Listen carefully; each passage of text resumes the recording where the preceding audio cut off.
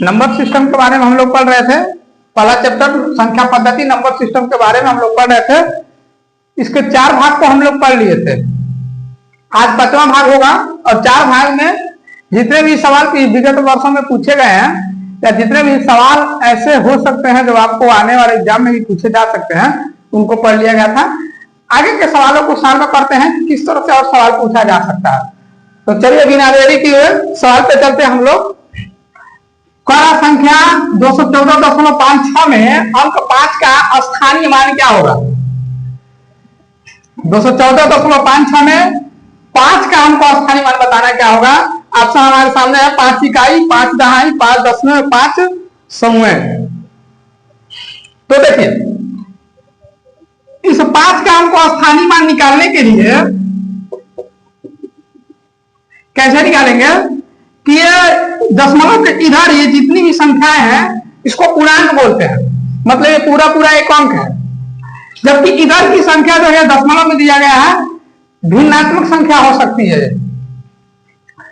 तो दशमलव के इधर जब हम काउंटिंग करते हैं तो इसको हम दसवां बोलते हैं, इस वाले नंबर को सौवां बोलते हैं, इसके आगे आ जाएगा तो हजाराहवां बोलेंगे, उसके आगे जाएगा तो 10,000वां बोलेंगे। जैसे इधर हम पढ़ते थे इसके इधर क्या पढ़ेंगे, दशमलव के इधर क्या पढ़ेंगे?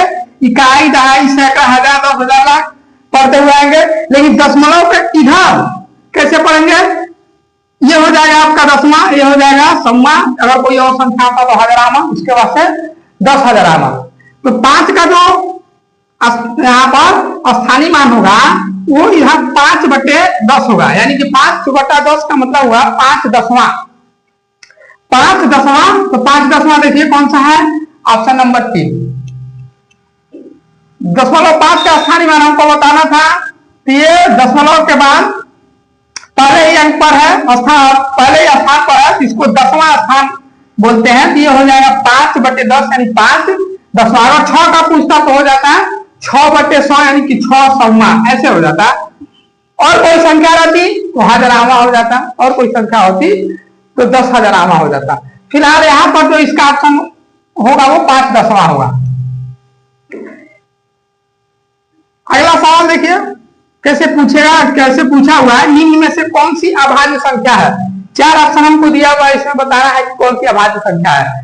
तो अभाज्य संख्या क्या होती है उसके बारे में हम लोग पढ़ लिए। अगर आप नहीं देखे हो तो उस वाले वीडियो पर चले जाइए जिसमें संख्या पद्धति दूसरे की वीडियो में बताया गया है कि अभाज्य संख्या क्या होती है। तो अभाज्य संख्या ऐसी संख्या होती है जिनके सिर्फ 2 फैक्टर होते हैं, 2 ही गुणनखंड होते हैं, या फिर अभाज्य संख्या ऐसी संख्या होती है जो सिर्फ 1 से कटती है और अपने आप से कटती है। तो अब देखते हैं कि इन चारों में कौन सी ऐसी संख्या है जो 1 से कटेगा या फिर अपने आप से कटेगा।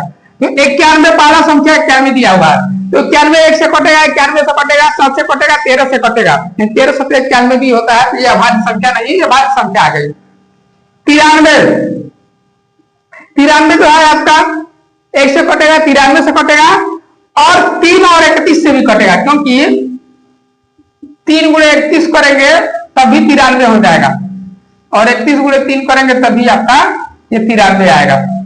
तो ये भी अभाज्य संख्या है भाई। 1 से और 93 से अधिक संख्या से ये कट रहा है, यानी 3 से और 31 से भी कट रहा है, ये भाज्य संख्या हो जाएगा, अभाज्य नहीं है। 95 तो ऐसे ही दिखाई दे रहा है आपको, भाज्य संख्या है। 19/95 होता है, और 1 और 95 के टेबल में तो आएगा ही आएगा। 97 3 संख्या तो निकल गई कि अभाज्य संख्या नहीं होगी, अभाज्य होगी। तो एक ही संख्या हमारे पास बची है 97, तो यही ऑप्शन सही होगा, और 97 जो है वो अभाज्य संख्या होती है। अगर आपको डिफिनेशन पता है तो आपको इसका आंसर ढूंढने में कोई दिक्कत नहीं होगी। डिफिनेशन अगर आपने नहीं पढ़ा है तो फिर आप उसको एक बार जरूर पढ़ लीजिए। अगला प्रश्न का क्वेश्चन 1 से 25 तक संख्याओं का योग क्या होगा? अगले प्रश्न की तरफ चलते हैं। कह रहा है 1 से 25 तक की संख्याओं का योग क्या होगा? तो 1 से 25 तक की जो संख्या होगी 1 2 3 4 5 6 7 8 9 10 11 12 13 14 15 16 17 18 19 20 21 22 23 24 और 25 होगी। कह रहा है इन सबको जोड़ने पर कितना योग आएगा? ऑप्शन हमारे पास दिया हुआ है। तो ऐसे जब जोड़ने के लिए बैठेंगे 1 2 3 4 जोड़ने के लिए बैठेंगे तो टाइम लगेगा। तो याद कीजिए कि बताया गया था फार्मूला कि यदि प्राकृतिक संख्याओं का योगफल n प्राकृतिक संख्याओं का योगफल क्या होता है। इसका फार्मूला बताया गया था, ये होता है n+1/2 होता है। और n का जो मान है वो यहाँ पर 25 हो गया है भाई, क्योंकि प्राकृतिक संख्या कितनी है, 1 से 25 तक है, तो यानी 1 से लेकर 25 तक है, तो 25 संख्या होगी। 25 रख दिया गया n की जगह पर, फिर यहाँ भी n की जगह पर 25 हो जाएगा, प्लस 1 हो जाएगा, बाई में 2 हो जाएगा। ये हो जाएगा 25 और यहाँ पर 25 और 1 मिलकर 26। ब्रैकेट के इधर में गुणे का निशान है, क्योंकि ब्रैकेट है यहाँ, ब्रैकेट के बाहर में गुणे का निशान है। 25 से 26 हो जाएगा, 26/2। काट के देखिए कितना आंसर आ रहा है। 2 से 26 कटेगा 13 बार में, हमारे पास बचा हुआ है 25 गुणे 13। 25 गुणे 13 का आंसर क्या होगा, गुणा कर लीजिए 25 का 13 में, तो हो जाएगा 25 गुणे 13, 25 के यहीं पे 73, 25 से करने 25, 5 7 5 12 325।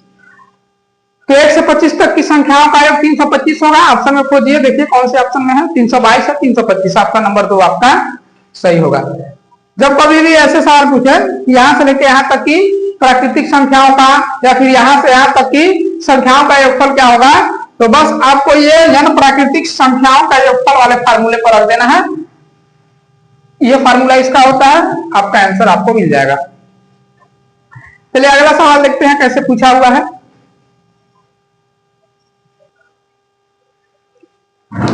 चलिए अगला प्रश्न देखिए। अच्छा, आप लोग सवाल लगाते हैं कि नहीं, इसका लगाते हैं।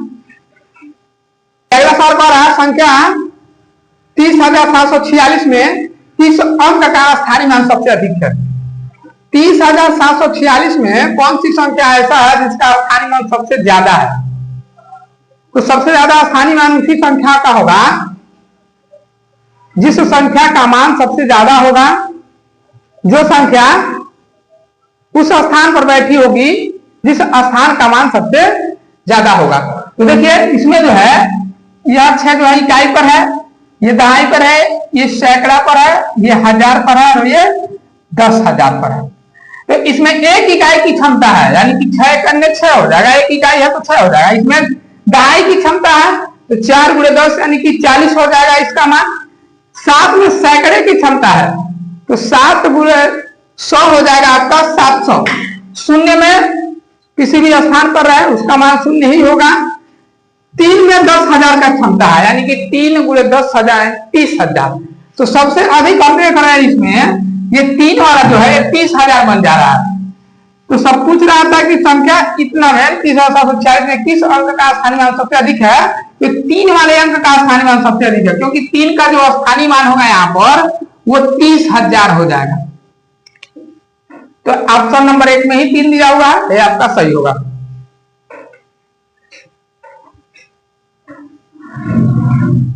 चलिए इसके बाद अगले सवाल की तरफ चलते हैं। अगला सवाल देखिए क्या कह रहा है, 1 से 50 के बीच कितनी अभाज्य संख्याएं हैं। 1 से 50 तक के बीच में कितनी अभाज्य संख्याएं ये हमको बतानी है। तो चलिए लिखते हैं कि 1 से 50 के बीच में कितनी अभाज्य संख्याएं पड़ेंगी। सबसे पहले तो 2 है अभाज्य संख्या और सबसे छोटी भी अभाज्य संख्या है, फिर 2 के बाद से 3 है, फिर 5 है, फिर 7 है, फिर उसके बाद 11 है, फिर 13 है, फिर उसके बाद से 17 है, 15 नहीं होगा, 16 नहीं होगा, 17 होगा, फिर उसके बाद से 19 होगा, फिर 23 होगा, फिर 29 होगा, फिर 31 होगा, फिर उसके बाद से 37 होगा, फिर उसके बाद से 41 होगा, फिर 43 होगा, फिर 47 होगा। देखिए कितनी संख्या हो रही है, 1 2 3 4 5 6 7 8 9 10 11 12 13 14 15। देखो 1 से 50 तक के बीच में इतनी संख्या है जो अभाज्य संख्याएं होंगी। कौन कौन सी संख्या है, 2 है, 3 है, 5 है, 7 है, 11 है, 13 है, 17 है, 19 है, 23 है, 29 है, 31 है, 37 है, 41 है, 43 और 47 है। और कितनी संख्या है, तो 1 2 3 4 5 6 7 8 9 10 11 12 13 14 15 15 संख्या ऐसी है जो अभाज्य संख्या होंगी जो 1 से लेकर 20 1 से लेकर 50 तक की संख्याओं के बीच में पड़ेंगी।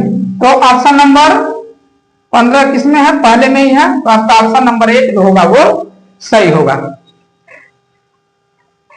चलिए अगला सवाल देखिए, बड़ा सबसे छोटी अभाज्य संख्या क्या है? देखिए अभाज्य संख्याओं का ही ये सेगमेंट बनाया गया है, ये सीरीज लिखा गया है, अभाज्य संख्याओं का है। तो सबसे छोटी अभाज्य संख्या क्या है? इसमें 2 है। तो अब देखिए इसमें कोई है 2 में? ऑप्शन में कोई तो है, तो ये वाला ऑप्शन नंबर 3 सही हो जाएगा। सबसे छोटी अभाज्य संख्या कौन सी संख्या होगी? 2 होगी। तो ऑप्शन नंबर 3 आपका सही होगा। कोई भी सवाल ऐसा आपको दिखाई नहीं दे रहा होगा जो बाहर जाएगा।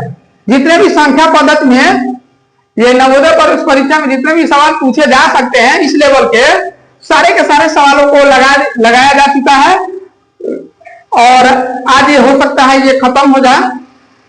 तो नंबर सिस्टम में आपका कोई भी सवाल न फंसेगा और न फंसना चाहिए। चलिए अगले सवाल की तरफ चलते हैं। चलिए अगला सवाल देखिए क्या कह रहा है 1 से 20 तक की सभी सम संख्या का योगफल क्या होगा? 1 से 20 तक की सभी सम संख्या का योगफल क्या होगा? ऑप्शन आपको दिया हुआ है कि 1 से 20 तक की सभी सम संख्याओं का योगफल क्या होगा। तो 1 से 20 तक देख रहे हैं कि कितनी संख्या है जो सम संख्या है। देखिए 1 से 20 तक में 2 सम है, फिर 4 है, 6 है, 8 है, 10 है, 12, 14, 16, 18 और 20। कुल कितनी संख्या हो गई? 1 2 3 4 5 6 7 8 9 10। तो 1 से 20 तक की संख्या में 10 संख्या ऐसी है जो सम संख्या है। अब इनका योग क्या होगा? तो इनके लिए सम संख्याओं का योगफल का फार्मूला बताया गया है। सम संख्याओं का योग का फार्मूला बताया गया है कि n+1। तो इसमें मान रख दीजिए, यहाँ n बराबर जो हो गया पदों की संख्या हो गया, पदों की संख्या। देखिए कितने पद हैं इसमें? तो 10 पद है, तो n की जगह 10 आ जाएगा। यहाँ n की जगह 10 और +1,